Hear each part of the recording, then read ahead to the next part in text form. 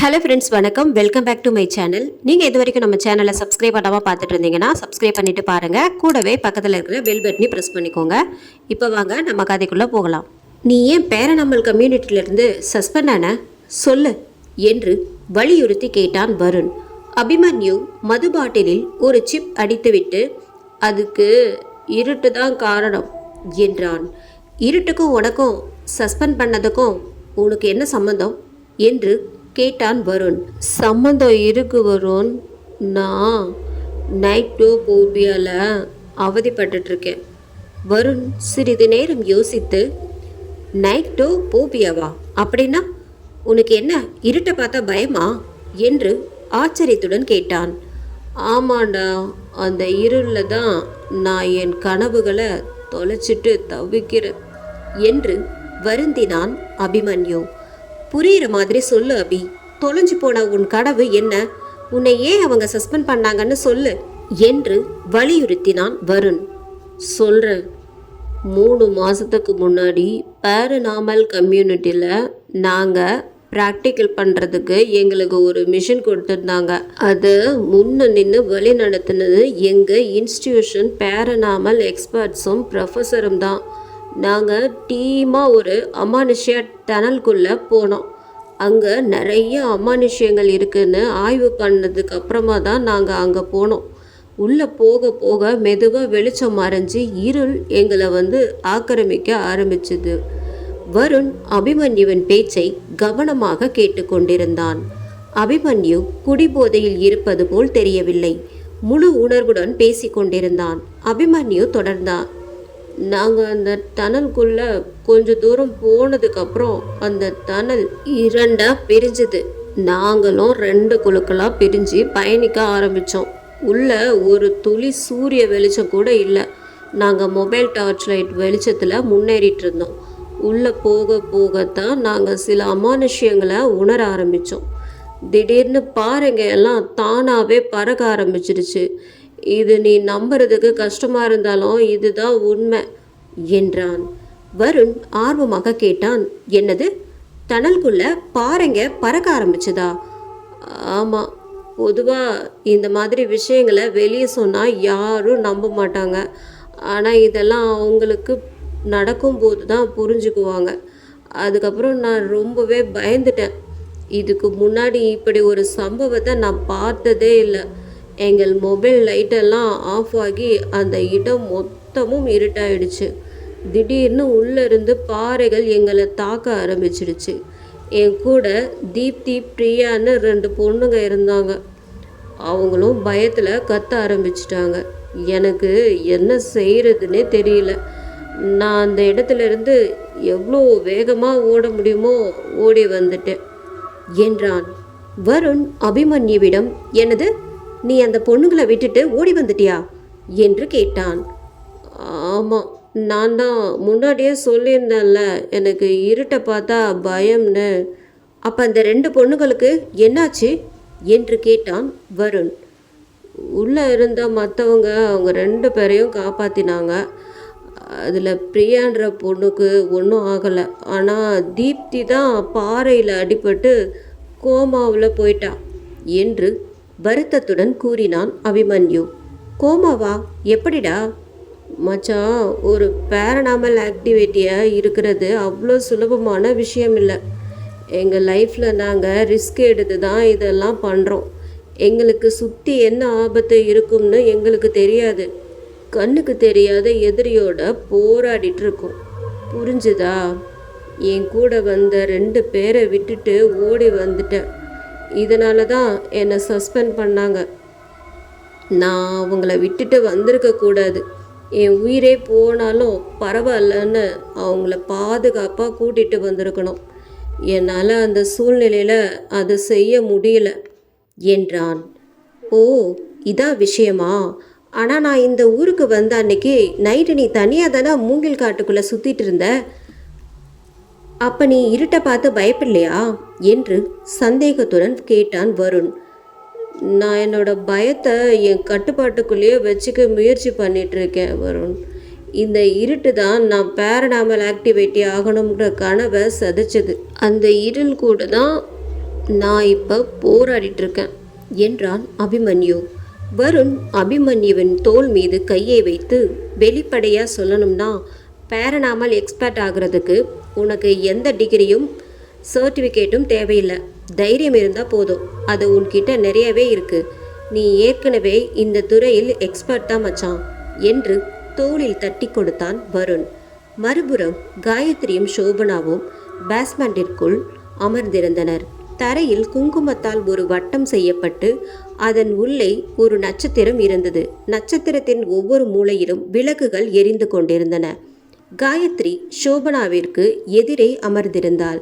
மறுபுறம் சோபனா தனது மந்திர புத்தகத்தை படித்து சில மந்திரங்களை முணுமுணுத்து கொண்டே இருந்தாள். காயத்ரி தன் கண்களை மூடியபடி, அம்மா நடுராத்திரி ஆயிடுச்சு, நான் எந்த சாதனாவும் ஓதணும் என்று கேட்டாள். சோபனா அவளுக்கு பதில் சொல்லவில்லை. அவள் தன் புத்தகத்தை தொடர்ந்து படித்தாள். காயத்ரி மீண்டும் அவளிடம், அம்மா தயவு செஞ்சு அது என்னன்னு சொல்லுமா என்று வேண்டினாள். சோபனா இந்த முறையும் அவளுக்கு பதில் சொல்லவில்லை. அவள் கண்களை திறந்து வெறுப்புடன் காயத்ரியை பார்த்தாள். புத்தகத்தை ஒதுக்கி வைத்துவிட்டு சோபனா கூறினாள், இந்த மந்திரத்தை பற்றியும் அதோட மகத்துவ பற்றியும் இன்னொரு நாள் சொல்கிறேன். ஆனால் அதுக்கு முன்னாடி நீ இந்த சாதனாக்களை பற்றி தெரிஞ்சு வச்சுக்கணும். இந்த சாதனாக்களில் 2 வகைகள் இருக்குது. ஒன்று வலது சாதனா, இன்னொன்று இடது சாதனா. இந்த 2த்தில் ரொம்ப கஷ்டமானது இடது சாதனா தான். ஏம்மா அது மட்டும் கஷ்டம்? ஏன்னா ஒரு சின்ன தவறு கூட நமக்கு பெரிய இழப்பை ஏற்படுத்திடும். இருந்தாலும் அதை முறையாக பண்ணிட்டோன்னா உடனே நமக்கு பலன் கிடைக்கும். வரன் மார்க்கி தந்திரத்தில் மொத்தம் 9 வகையான பரிசோதனைகள் இருக்குது. மாறன், மோகன், ஸ்தம்பனம், வித்வேஷன், உச்சடன், வசீகரன், ஈர்ப்பு, யச்சினி சாதனா, அப்புறம் ரசாயன கிரியா என்றாள். யச்சினியின் பெயரை கேட்டவுடன் காயத்ரி, அம்மா நீ யச்சினி நான் சொன்ன யச்சினி சாதனானா என்ன? இதை பற்றி நீங்கள் என்கிட்ட சொல்லவே இல்லையே என்று தன் தாயிடம் மிகுந்த ஆர்வத்துடன் கேட்டாள். சோபனா அவளிடம் கோபத்துடன், முதல்ல நான் சொல்கிறத குறுக்க கேள்வி கேட்காம கேளு, அப்புறம் நான் எல்லாத்தையும் உனக்கு விளக்கமாக பதில் சொல்கிறேன், புரிஞ்சுதா என்று அதட்டினாள். அம்மா நீ சொல்கிறதெல்லாம் என் தலையில் ஏற மாட்டேங்குதுமா. இந்த வார்த்தையெல்லாம் புரிஞ்சுக்கிட்டு உச்சரிக்கிறதுக்கு எனக்கு ரொம்ப கஷ்டமாக இருக்குமா என்று புலம்பினாள். இதெல்லாம் நீ முன்னாடியே யோசிச்சிருக்கணும். இது சூனிய சம்பந்தப்பட்ட விஷயம். உன்னால் சரியாக மந்திரத்தை புரிஞ்சுக்கிட்டு உச்சரிக்க முடியலைன்னா நீ எவ்வளோ நாள் பயிற்சி பண்ணாலும் உன்னால் ஒரு சூனியக்காரியாக உன்னால் ஆகவே முடியாது. உனக்கு எந்த சந்தேகம் வந்தாலும் அதை ஆரம்பத்திலேயே நீ என்கிட்ட கேளு, நான் அதை உனக்கு விளக்குறேன் என்று ஊக்கப்படுத்தினாள். காயத்ரி தன் தலையை அசைத்து, சரிம்மா நீ சொல்கிற மாதிரியே நடந்துக்கிறேன் என்றாள். இப்போ நம்ம விஷயத்துக்கு வருவோம். 3 வகையான மந்திரங்கள் இருக்குது. முதல்ல வேத பிரார்த்தனை, 2வது வாச்சிக் பிரார்த்தனை, 3வது உபாஷு பிரார்த்தனை. இதில் 3வதாக இருக்கக்கூடிய உபாஷு பிரார்த்தனை தான் சக்தி வாய்ந்த பிரார்த்தனை. வாயை திறக்காம நாம் மந்திரம் ஓதணும். மனசுக்குள்ளேயே மந்திரத்தை பற்றி மட்டும்தான் நாம் எண்ணம் இருக்கணும் என்றாள் சோபனா. காயத்ரி அவளை குறுக்கிட்டு, அவ்வளோதானா? அதெல்லாம் நான் பண்ணிடுறேம்மா. நான் என்ன பண்ணணும் மட்டும் சொல்லு. மந்திரத்தெல்லாம் மனப்பாடம் பண்ணி கடகடன்னு மனசுக்குள்ளே ஒப்பிச்சிடுறேன் என்றார். சோபனா காயத்ரியிடம் கிசுகிசுத்தாள். நீ கொஞ்சமாவது புத்திசாலியாக இருப்பேன்னு நினச்சேன். ஆனால் நீ இவ்வளோ வடிகட்டு நான் முட்டாளாக இருப்பேன்னு நான் எதிர்பார்க்கல. மருந்தோட பேரை படிச்சுட்டா மட்டும் உனக்கு நர்ஸ் ஆக முடியுமா? அதை யாருக்கு எப்போ கொடுக்கணும் ஒரு அறிவு வேணும்ல. அதே மாதிரி எந்த சாதனவை எப்படி பயன்படுத்தணுன்றது, எதுக்காக யாருக்காக பயன்படுத்துகிறோன்றதையும் நாம் தெரிஞ்சுக்கணும். புரிஞ்சுதா? இன்னைக்கு நாம் என்ன சாதனா செய்ய போகிறோம்னு தெரியுமா? தெரியாதுமா என்றாள் காயத்ரி. நாம் அமாவாசை சாதனாவை நடத்த போகிறோம். அது எதுக்குமா பண்ணுவாங்க என்று கேட்டாள் காயத்ரி. நான் இப்போதைக்கு உனக்கு எதுவும் சொல்ல முடியாது. நான் இதுவரைக்கும் சொன்னதை முதல்ல புரிஞ்சிக்க முயற்சி பண்ண என்று கடிந்தாள் சோபனா. காயத்ரி சோகமாக தலையை கீழே சாய்த்து கொண்டாள். மறுபுறம் அபிமன்யு ஒரு முழு மது பாட்டிலையும் காலி செய்தான். அவன் தனியாக உட்கார்ந்து குடித்து கொண்டிருந்தான். அவன் ஒரு சிகரெட்டை வெளியே எடுத்து புகைக்க ஆரம்பித்தான். அப்போது வருண் அவனது நோட்புக்கில் தொழில் தொடங்க தேவையான சில குறிப்புகளை எழுதி கொண்டிருக்க அதை பார்த்த அபிமன்யு, என்னடா 10ஆம் கிளாஸ் பரீட்சைக்கு எழுதுகிற மாதிரி இவ்வளோ எழுதி வச்சிருக்க, இதெல்லாம் என்னது என்று ஆர்வமாக கேட்டான். நோட்புக்கில் தொடர்ந்து எழுதியபடி வருண் கூறினான், இது நம்ம ஸ்டார்ட் அப்கான பிளான். எந்த வேலையை தொடங்குறதா இருந்தாலும் திட்டமிடுதல் ரொம்ப அவசியம். எந்த பிளானும் இல்லாததுனால தான் சில பேர் தொழில் தொடங்கின வேகத்திலேயே மூடிட்டு போயிடுவாங்க. நம்ம நிறையா முதல் போட்டு தான் தொழில் தொடங்குகிறோம். அதில் லாபத்தை மட்டுமே கணக்கு போடக்கூடாது, நஷ்டத்தையும் சேர்த்து தான் கணக்கு போடணும். அப்போதான் தொழிலில் எப்படி முன்னேறதுன்னு ஐடியா கிடைக்கும். ஆமாம், அதுவும் சரிதான் என்று வருண் சொன்னதை அபிமன்யு ஆமோதித்தான். அடைச்ச தனது நோட்புக்கில் எதையோ கிறுக்கியபடி கடுப்பானான். அபிமன்யு சிகரெட்டில் சாம்பலை உதறிவிட்டு, என்னாச்சு என்று கேட்டான்.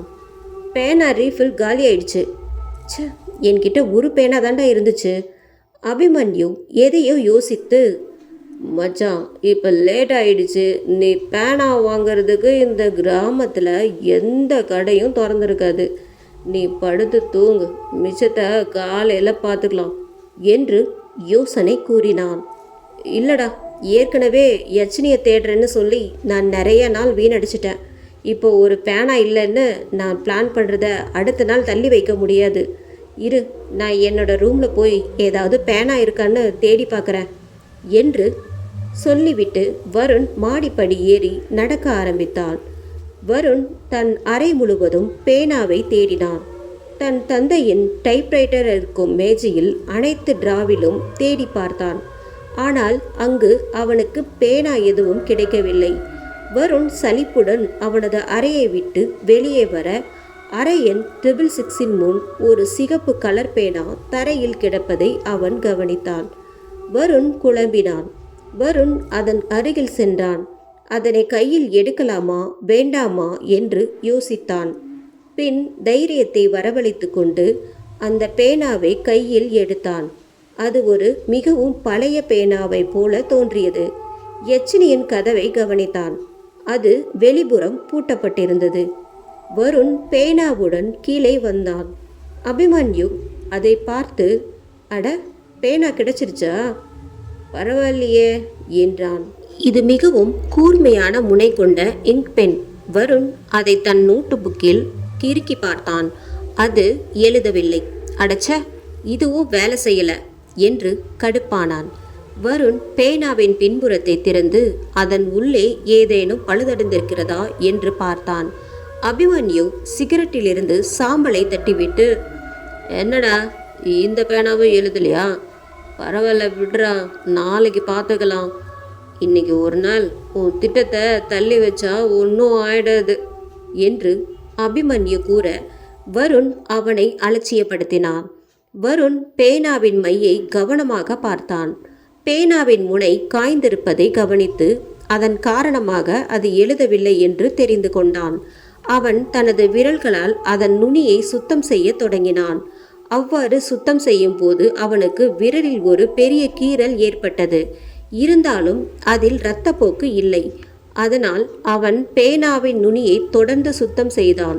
முனை சுத்தம் செய்யப்பட்டவுடன் வருண் பேனா நன்றாக வேலை செய்கிறதா இல்லையா என்று சோதித்து பார்க்க நோட்புக்கில் எழுதவும் தொடங்கினான். அப்போது வருணின் கைவிரல்களை அபிமன்யு கவனிக்க அதில் ஒரு துளி ரத்தம் இருந்தது. அபிமன்யு மெதுவாக, ஓ, விரலுக்கு என்னதான் ஆச்சு என்று கேட்டான். அபிமன்யுவின் கேள்விக்கு பதில் அளிக்காமல் வருண் மகிழ்ச்சியுடன், ஆஹா, இது வேலை செய்து. இதுதான் பழைய பேனாக்கள் கிட்ட இருக்கிற ஒரு சிறப்பே. அதோட தரமும் ஆயிலும் ரொம்பவே ஆச்சரியமாக இருக்குது. அந்த பேனாவில் இருந்து வர ரெட்லிக்க பாரு, எவ்வளோ அழகாக பிரகாசமாக இருக்குன்னு என்றான். அபிமன்யு கொஞ்சம் குடிபோதையில் இருந்ததால் வருணின் விரலில் இருந்த கீறலை அவன் மறந்துவிட்டான். ஆமாண்டா, இது இப்பயும் நல்லா எழுதுகிற மாதிரி தான் இருக்கு. ஆமாம், இது எங்கே கிடச்சிது என்று கேட்டான். இது யட்சினியோட ரூமுக்கு வெளியே கடந்துச்சு என்று சொல்ல அபிமன்யு அதிர்ந்தான். என்னடா சொல்கிற யச்சினியோட ரூமுக்கு வெளியிலையா? டேய் உண்மையே சொல்லு, நீ பேனாவுக்காக யச்சினியோட ரூமுக்குள்ளே போனியா என்று கேட்டான். டேய் தண்ணியை போட்டு உளராத, நான் எதுக்கடா அவ ரூமுக்குள்ளே போக போகிறேன்? நான் என் ரூமை விட்டு வெளியே வரும்போது அங்கே இந்த பேனா கிடந்துச்சு, நான் எடுத்துகிட்டு வந்துட்டேன். ஒரு வேளை காலையில் பிந்து பூட்டை உடைச்சப்ப நம்ம எல்லாரும் அங்கே தானே இருந்தோம். எனக்கு என்னமோ நம்ம ஃப்ரெண்ட்ஸுங்க யாராவது பேனாவை அங்கே மிஸ் பண்ணிட்டு போயிருக்கலான்னு தோணுது என்று கூறினான் வருண். வருண் சொல்லும் காரணமும் ஏற்றுக்கொள்ளும்படியாக இருந்தது. இருந்தாலும் அபிமன்யுவிற்கு மனதில் இது யச்சனியின் வேலையாக இருக்கக்கூடுமோ என்கிற சந்தேகமும் இருந்தது. வருண் சந்தோஷமாக எழுதி கொண்டிருக்க அபிமன்யு அவனை தொந்தரவு செய்ய வேண்டாம் என்று நினைத்து அவனிடம் எந்த கேள்வியும் கேட்காமல் இருந்தான். வருண் மறுபடியும் நோட்புக்கில் தனது எதிர்கால திட்டங்களை எழுத ஆரம்பித்தான். அவன் மீண்டும் எழுதத் தொடங்கிய அரை மணி நேரம் கழித்து டைப்ரைட்டின் டைப் அடிக்கும் சத்தம் கேட்டது. யாரோ ஒருவர் முழு வேகத்தில் எதையோ டைப் அடிப்பது போல் தோன்றியது. டைப்ரைட்டரின் சத்தத்தை கேட்டு வருண் எழுதுவதை நிறுத்திவிட்டான்.